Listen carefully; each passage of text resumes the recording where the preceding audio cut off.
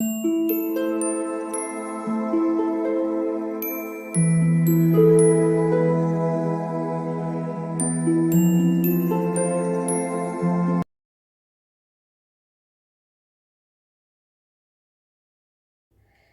All of you, welcome back to my channel. मैं आज आप लोगों के लिए लेकर आ चुकी हूँ एक कलेक्टिव रीडिंग जिसका टॉपिक रहने वाला है what is your super power. Okay, like what is your strength. हम ये जानने की कोशिश करेंगे।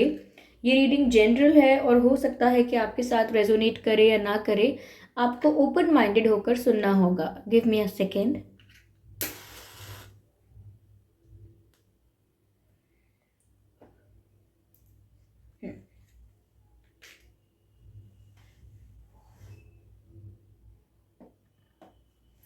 आपको ओपन माइंडेड होकर सुनना होगा व्यूअर्स। ये रीडिंग सभी ज़ोडिएक साइंस के लिए है, हर उम्र के व्यक्ति के लिए है, टाइमलेस है।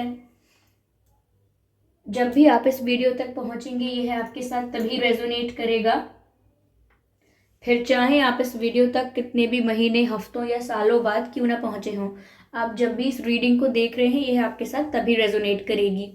अगर आप ड्रीम टैरो चैनल पर पहली बार आए हैं तो सब्सक्राइब ज़रूर करें और इस बात का ध्यान रखिएगा कि मैं पर्सनल रीडिंग नहीं देती। तो कमेंट्स में अगर कोई मेरे नाम से या मेरे चैनल के नाम से भी आपको कोई व्हाट्सएप नंबर या मोबाइल नंबर दे रहा है तो उसका विश्वास ना करें, वो एक फ्रॉड है, स्कैम है। आइए चलिए देखते हैं what is your strength, what is your super power. Okay, क्या खूबी है आप में, हम ये जानने का प्रयास कर रहे हैं। ओके,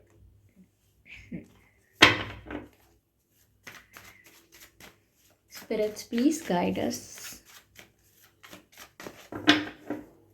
जितना आपसे रेजोनेट करता है, यानी कि आपकी लाइफ से, आपसे जितना मैच करता है उतना ही आप एक्सेप्ट कीजिएगा and leave the rest. Okay, so first we have page of wands,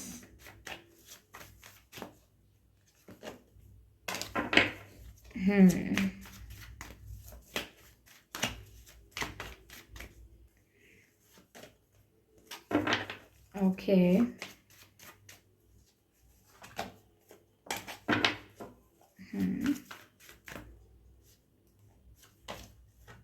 swords, 8 of swords, 9 of swords, 2 of wands and 4 of cups. Okay,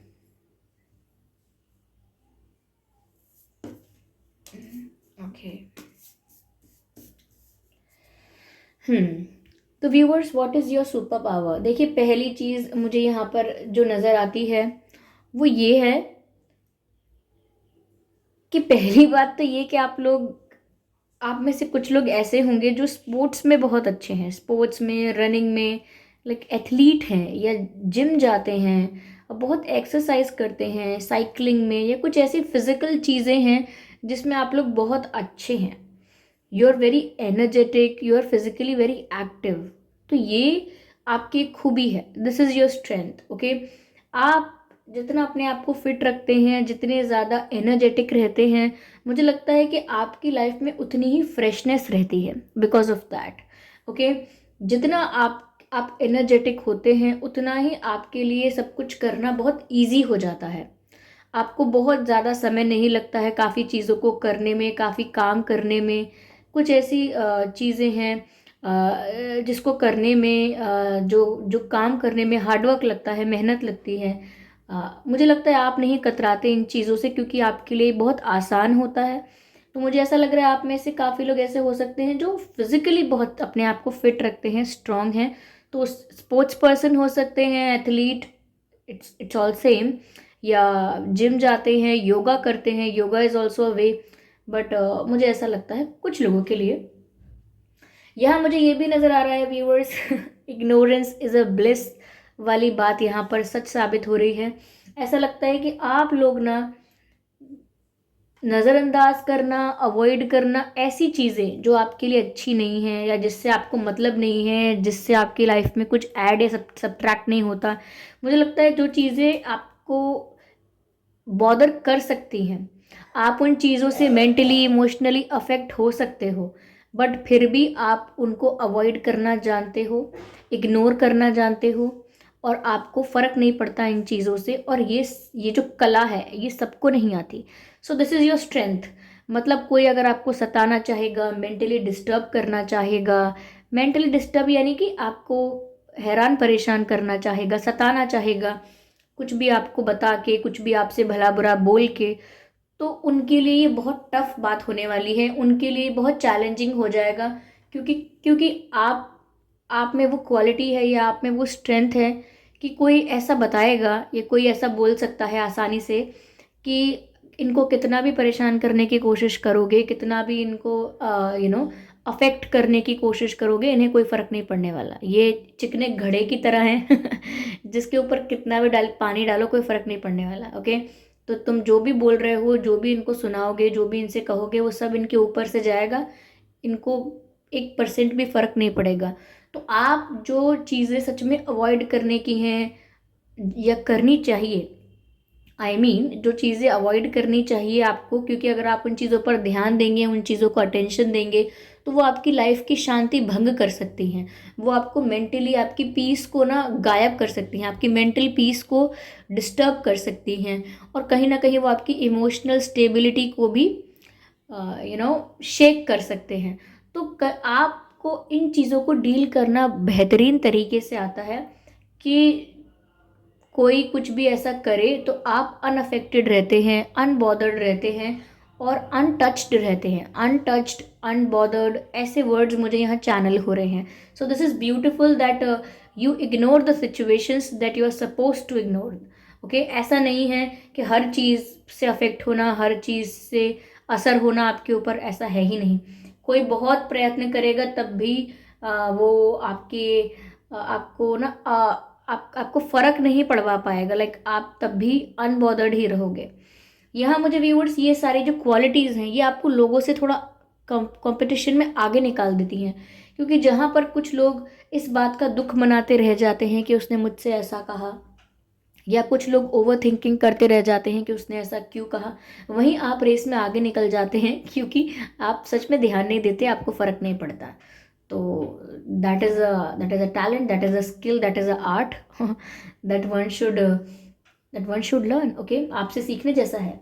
यहाँ पर व्यूअर्स मुझे ऐसा भी लगता है कि आप में एक अच्छी बात ये भी है दैट देख, आपकी स्ट्रेंथ कहूँगी मैं इसको, that you are a very good decision maker. बहुत कंफ्यूज नहीं होते आप डिसीजन लेने में। आपका डिसीजन लेने का एक सिंपल स्ट्रेट फॉरवर्ड प्रोसेस है, और उस तरीके से आप कोई भी डिसीजन ले लेते हैं। बस आपको लॉजिकली सब कुछ एनालाइज करना होता है, और फिर जो भी आपको उस सिचुएशन में या उस टाइम की, उस सिचुएशन की, उस टाइम की जो रिक्वायरमेंट होती है, उसके अकॉर्डिंग आप डिसीजन ले लेते हैं। वही दूसरे लोग बोलते हैं कि मैं कंफ्यूज हूँ, मैं अभी भी कंफ्यूज हूँ, हाँ ये मेरे लिए अच्छा है, मेरा दिल ऐसा कहता है, मेरा दिमाग ऐसा कहता है, लेकिन still I am confuse, still I am confuse. वहाँ पर आप ऐसा नहीं करते। आप देखते हैं कि दिल क्या कहता है, दिमाग क्या कहता है, that doesn't matter. What is the requirement of situation, अभी परिस्थिति की मांग क्या है, अभी क्या किया जाना चाहिए, और उस बेसिस पर आप डिसीजन ले लेते हैं। वहीं बाकी लोग जहाँ अटके रहते हैं ये सोच के कि वो बहुत कंफ्यूज हैं, जबकि निर्णय लेने का एशियन टाइम से या हमेशा से एक ही तरीका रहा है। What is the requirement of situation, one should do that. Okay, जो भी परिस्थिति की मांग है हमें उस हिसाब से करना चाहिए। ऐसा नहीं कि अभी दिल की सुननी चाहिए हमेशा हमको दिमाग की सुननी चाहिए, नहीं। जब सिचुएशन ऐसी है कि दिमाग की सुनकर, दिमाग की बात मानकर, बहुत रैशनल होकर, बहुत सेल्फ सेंटर्ड होकर अगर हम कुछ करेंगे तो उससे काफ़ी लोगों को नुकसान हो सकता है, सिचुएशन आगे जाके बिगड़ सकती है। तो ऐसी बात दिमाग की भी नहीं माननी चाहिए। और कुछ बातें ऐसी होती हैं जो दिल की मानकर हम पछता सकते हैं।